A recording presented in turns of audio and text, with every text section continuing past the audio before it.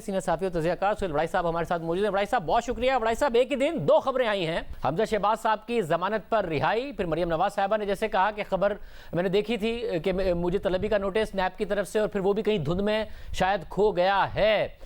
अच्छा, मरियम नवाज साहबा कह रही हैं 1 और 1 11 हो जाएंगे जब हमजा शहबाज साहब बेल पर वापस आएंगे, मगर आपको लगता है कि वाकई 1 और 1 11 होंगे? क्योंकि माजी में इख्तलाफात की खबरें सामने आती रहीं, बयानिए की में फ़र्क की खबरें सामने आती रही। शहबाज शरीफ और हमजा शहबाज का ज़ाहिर एक अलग बयानिया है, फिर वो दोनों ही अंदर चले गए थे। मरियम नवाज ने पार्टी में डोमिनेट किया नजर आ रही हैं।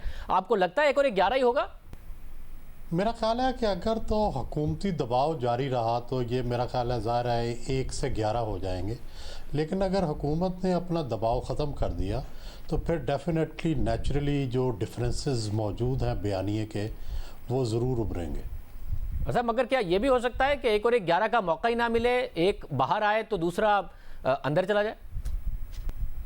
देखें, ये तो जाहिर है कि दोनों के बयानिए बिल्कुल फ़र्क हैं, और शहबाज शरीफ और हमजा शहबाज शरीफ हालांकि बड़ा लंबा जेल में रहे हैं, ख़ासकर हमजा, लेकिन उन्होंने अपना बयानिया नहीं बदला। अब भी वो यही चाहते हैं कि इस्टेब्लिशमेंट के साथ मुसालियत से कोई रास्ता निकाला जाए।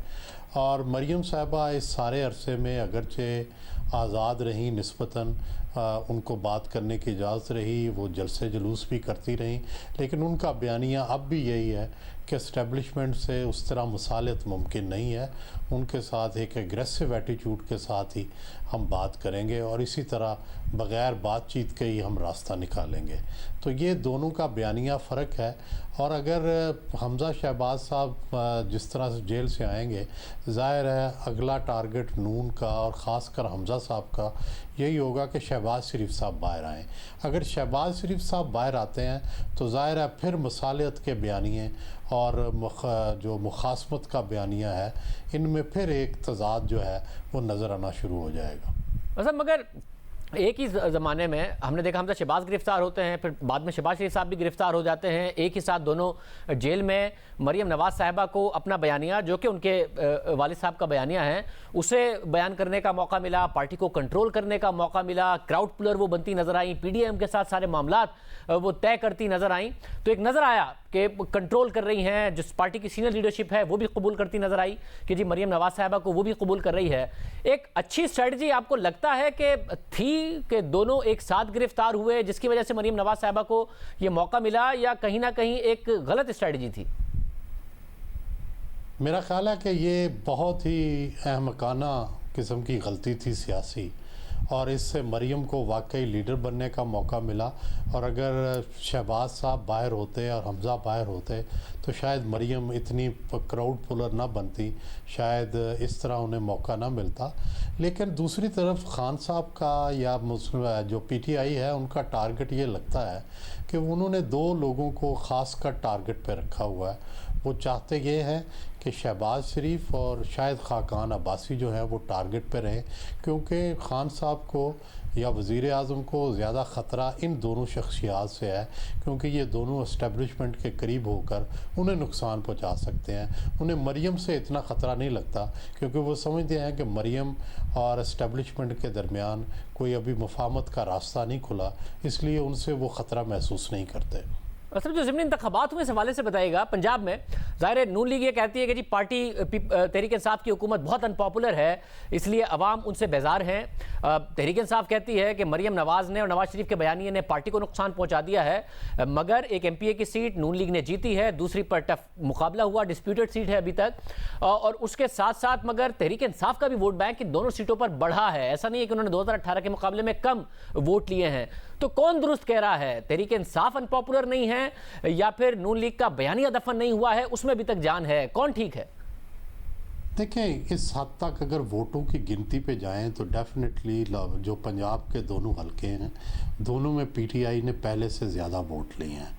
और जो असल में दोनों जो हलके हैं, नेशनल असम्बली का भी और सूबाई असम्बली का की, इनके दोनों में जो इससे पिछला इलेक्शन हुआ था उसमें 3 वे कॉन्टेस्ट था।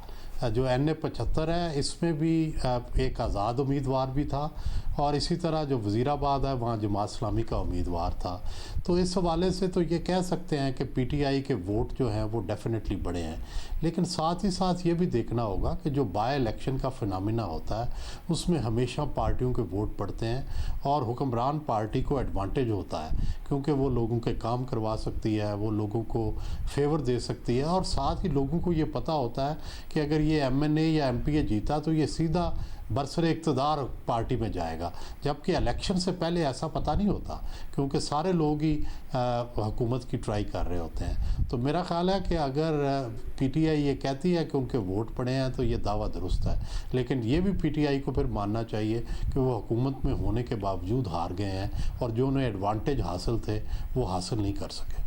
मगर भाई साहब, जो एक डैमेज कंट्रोल की भी कोशिश की गई है डस्का के बाद, ये भी कहा गया कि जी वज़ीर आज़म को बराह रास्त सारे मामले का पता नहीं था। फिर ये भी कि वज़ीर आज़म साहब ने ट्वीट भी कर दिया कि 20 पोलिंग स्टेशन पर अगर ये कह रही है, शोर मचा रही है अपोजिशन, तो उस पर मैं कहता हूँ कि दोबारा इलेक्शन हो जाए। और फिर तहरीक इंसाफ ने काउंटर अटैक किया कि अब ये इलेक्शन से भाग रहे हैं, हम तो तैयार हो गए हैं।